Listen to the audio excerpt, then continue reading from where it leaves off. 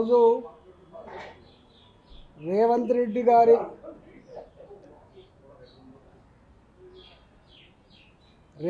గారి నాయకత్వంలో తెలంగాణ ప్రజలు శాంతి లేకుండా ప్రశాంతత లేకుండా ఎప్పుడు ఎవరి ఇల్లు కూలగొడతారో, ఎప్పుడు ఎవరి భూములు గుంజుకోబడతాయో, ఎప్పుడు అనగారిన వర్గాల మీద దాడులు జరుగుతాయో బిక్కుబిక్కుమంటూ బతికే పరిస్థితి వచ్చింది.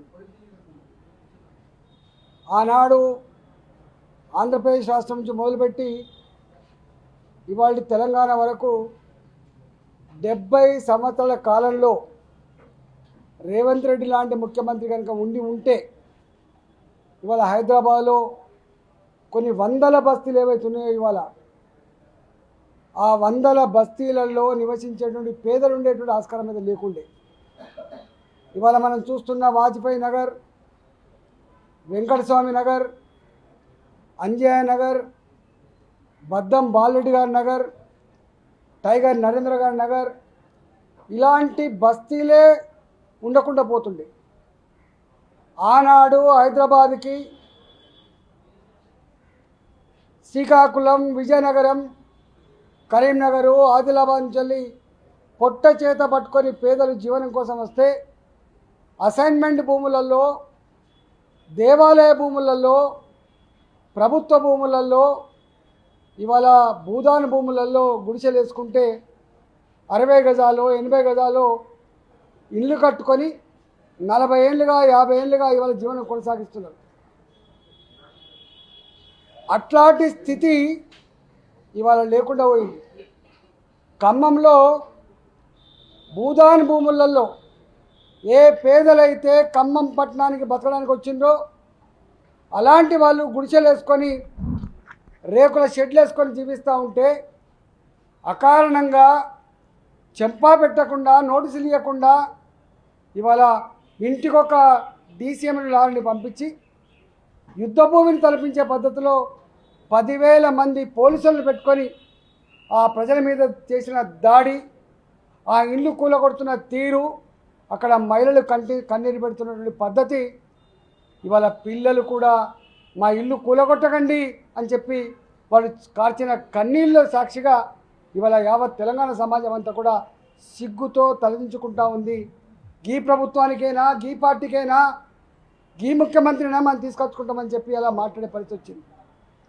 నేను అడుగుతా ఉన్నా, పెద్దవాళ్ళు కోట్లకు పడిగెత్తిన వాళ్ళు భాజపా ప్రభుత్వ మూలల్లో కోర్టులలో మేనేజ్ చేసుకొని తీర్పులు తెచ్చుకొని వేల కోట్ల రూపాయల భూములు ఆక్రమించుకుంటే వాటి మీద మాత్రం చర్యలు ఉండవు. నేను 2007 నుంచి వెళ్ళి ఎల్లమ్మ బండ అని ఉంటుంది కూకటపల్లి పక్కకు, దాదాపు 94 ఎకరాలు, సర్వే నెంబర్ 57, అది ప్రభుత్వపరమైన భూమి. రాజశేఖర రెడ్డి గారు ముఖ్యమంత్రి ఉండగా సేమ్ సర్వే నెంబర్లో అదే భూమిలో 150 మందికి ఇళ్ళ జాగాలు ఇస్తే ఇవాళ అదే సర్వే నెంబర్, అదే ప్రభుత్వపరమైన భూమి ఇవాళ ఇది ప్రైవేటు వ్యక్తికి చెందిందని చెప్పి తీర్పు తెచ్చుకుంటే ఆనాడి ప్రభుత్వం దానికి మళ్ళీ సుప్రీంకోర్టుకు డబుల్ బెంచ్కు పోకుండా మిన్నకుండా ఉంటే ఇవాళ ఈ ప్రభుత్వం 7,000 కోట్ల రూపాయల విలువైనటువంటి ఎల్లమ్మ బండ దాదాపు 120 ఎకరాల భూమిని ఇలా పెద్దవాళ్ళు కబ్జా పెట్టుకుంటా అంటే సోద్యం చూస్తున్న ప్రభుత్వం మాత్రం నోరు లేని, దిక్కులేని, బిక్కుమంటూ పట్టుకునేటువంటి 60 గజాలు 80 గజాల ఇల్లు కట్టుకునేటువంటి పేదల ఈ గూడు మాత్రం ఇలా కూల్చేసి పేదల కన్నీళ్ళని చవిచూస్తున్న ప్రభుత్వంగా ఇలా చూస్తూ ఉన్నాం. అదేవిధంగా మూసీ నది ప్రక్షాళనపేట కొన్ని వేల ఇల్లు కూలగొట్టే ప్రయత్నం చేసిన నాడు ఇది తగదు, మీరు మూసీ ప్రక్షాళన చేసుకోండి, మాకు బాధ లేదు, కానీ దాని పేరిట 100 ఎకరాలలో ఉన్నటువంటి ఇళ్లను కాలనీలను కూలగొట్టి మీరు సుందరీకరణ పేరిట వాళ్ళ కళ్ళల్లో మట్టి కొట్టి మీరు మల్టీప్లెక్స్ నిర్మిస్తా అంటే మాత్రం తగదని చెప్పి ఆనాడు చెప్పి కొట్లాడినాం. మేము 3 నెలలు మూసీకి వ్యతిరేకంగా కొట్లాడినాం. ఇవాళ ఫేజ్ 1 పేరిట మీరు మూసీ నదిలో కొబ్బరి నీళ్ళు లాంటి నీళ్ళు పాలించండి, మాకు బాధ లేదు, మూసీ నదిని ప్రక్షాళన చేయండి, మరి బాధ లేదు, కానీ దాని ప్రక్షాళన పేరిట ఇవాళ మధు అపార్ట్మెంట్స్ మధుకర్ అపార్ట్మెంట్స్ ఏవైతే ఉన్నాయో ఆ రిడ్జ్ ఏదైతే ఉందో 500 కుటుంబాలు నివసించేటువంటి అపార్ట్మెంట్లన్నీ కూడా ఇవాళ మీ ఆఫీసర్లు పోయి కూలగొడతామంటే అక్కడ పిల్లలు మాట్లాడుతున్న మాటలు కావచ్చు, మహిళలు పెడుతున్న శాపనార్థాలు కావచ్చు, అక్కడి ప్రజలకు బాధపడుతున్న తీరు కావచ్చు మీకు కనపడలేదని చెప్పి అడుగుతా ఉన్నాం. మొన్ననే కేంద్ర ప్రభుత్వం మీకు జాగా కావాలంటే మిలిటరీ జాగా ఇచ్చింది. ఇవాళ గాంధీ పార్కును బ్రహ్మాండ నిర్మించుకోండి బాధ లేదు, కానీ 500 పైచలకు ఇళ్లను కూలగొట్టి మీరు వాళ్ళని రోడ్ల మీద వేసి కంపెన్సేషన్ పేరిట బుకాయించి ఇవాళ వాళ్ళ కన్నీళ్ళు చూసే ప్రయత్నం చేస్తే ఖబర్దార్ అని చెప్పి హెచ్చరిస్తూ ఉన్నాం. ఇవాళ 2 సంవత్సరాలు దాటిపోయింది ప్రభుత్వం వచ్చి. ఆనాడు నుంచి ఈనాటి వరకు కూడా పేదలకు గుంట భూమి ఇచ్చుడు దేవుడెరుగు, పేదలకు డబుల్ బెడ్రూమ్ ఇచ్చుడు దేవుడెరుగు, కానీ పేదల ఇళ్ళు కూలగొట్టి పేదల బతుకులతో చెలగాటమాడుతున్నటువంటి కాంగ్రెస్ ప్రభుత్వంగా ఇవాళ రికార్డు ఎక్కుతూ ఉంది. నేను ఇవాళ తీవ్రంగా ఖండిస్తూ ఉన్నా. ఖమ్మంలో ఇవాళ 15 ఏళ్ళుగా 20 ఏళ్ళుగా ఎవరైతే భూములలో గుడిసె వేసుకున్నారో ఇలా 60 గజాలు జాగియకుండా 80 గజాలు జాగియకుండా వాళ్ళ బతుకులలో మట్టి కొట్టినట్టు కాంగ్రెస్ ప్రభుత్వం తప్పకుండా మూల్యం చెల్లించక తప్పదని చెప్పి హెచ్చరిస్తూ ఉన్నా. దీన్ని నేను తీవ్రంగా ఖండిస్తూ ఉన్నా. తక్షణమే వాళ్ళతో మాట్లాడి వాళ్ళకి ఇల్లు జాగాలు ఇవ్వాలని చెప్పి నేను డిమాండ్ చేస్తూ ఉన్నా. అదేవిధంగా ఈ మధుకర్ అపార్ట్మెంట్స్ ఏవైతే ఉన్నాయో వాళ్ళ జోలికి పోకుండా మీరు కేంద్ర ప్రభుత్వం ఇచ్చిన జాగాలో మీరు 60 ఎకరాలలో బ్రహ్మాండమైన పార్క్ కట్టుకోండి తప్ప ఇంకోటి కాదు. నేను ఇంకొక మాట కూడా అడుగుతా ఉన్నా. పేద పిల్లలు చదువుకునేటువంటి ఇంజనీరింగ్ కానీ, ఫార్మసీ కానీ, ఎంకామ్ కానీ, ఎంసీఏ కానీ ఫీజు రియంబర్స్మెంట్ ఇవ్వకుండా 5 సంవత్సరాల కాలంలో దాదాపు 10,000 కోట్లు ఇవ్వకుండా వాళ్ళ జీవితాలతో చెలగాటమాడుతున్న మీరు, లక్షల కుటుంబాలకి ఇలా వేదన మిలిచిన మీరు ఇవాళ 5,000 కోట్లు పెట్టి మీరు గాంధీ పార్క్ నిర్మాణానికి ఒడిగడుతున్నారంటే మీరు ఏం ఆలోచిస్తున్నారో అర్థం కావాలి. ఆ దవాఖానాల్లో మందులు లేవు, రిటైర్డ్ ఎంప్లాయీస్కి ఇవాళ వాళ్ళకి రిటైర్మెంట్ బెనిఫిట్స్ లేవు. ఇవాళ వాళ్ళు దాచుకున్నటువంటి ఎంప్లాయీస్ యొక్క ఫండ్ నుంచి డబ్బులు తీసుకుందామంటే వాళ్ళు డబ్బులు లేవు. ఇవాళ స్కాలర్షిప్లు లేవు, హాస్టల్లో డైట్ ఛార్జీలు లేవు.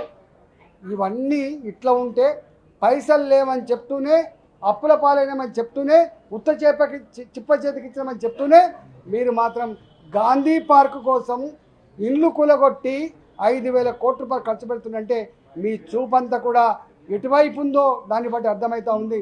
దీనికి తప్పకుండా మూల్యం చెల్లించక తప్పదని చెప్పి హెచ్చరిస్తా ఉన్నాను.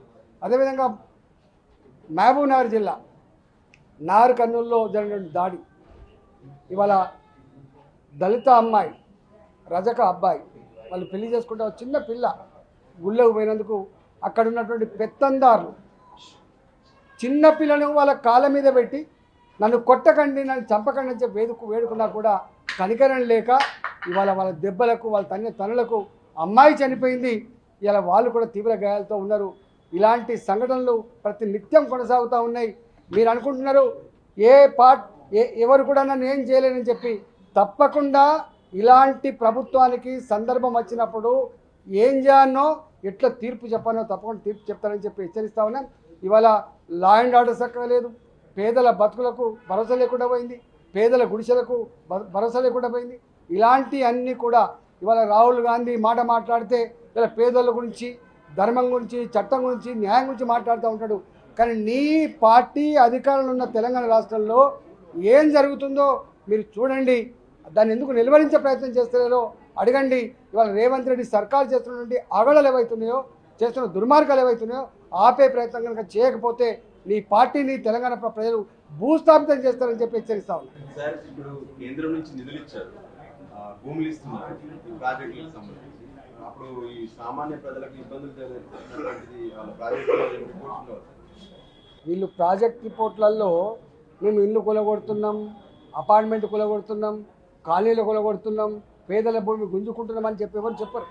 ఏదో మంచి పని చేస్తామంటే ఇలా మూసి ప్రక్షాళన అది నిజంగానే రసాయనాలతో మురికి కుప్పంగా ఉన్నటువంటిది కాబట్టి దాన్ని బ్రహ్మాండంగా ఏదైనా ఉన్న టెక్నాలజీతో ఆ మూసీ నదిలో కొబ్బరి నీళ్ళ లాంటి నీళ్లు పారిస్తారని పిల్లలు ఈత కొట్టుకునే ఒక కొనగా మారుతారని చెప్పి భావిస్తారు. కానీ దాని సుందరీకరణ పేరిట ఇలా 100 ఎకరాలు అక్వైర్ చేసి వేల కుటుంబాల కళ్ళలో మట్టి కొట్టి ఇవాళ మల్టీప్లెక్స్లు కానీ పార్కులు కానీ నిర్మిస్తారని చెప్పి ఎవరు భావించారు.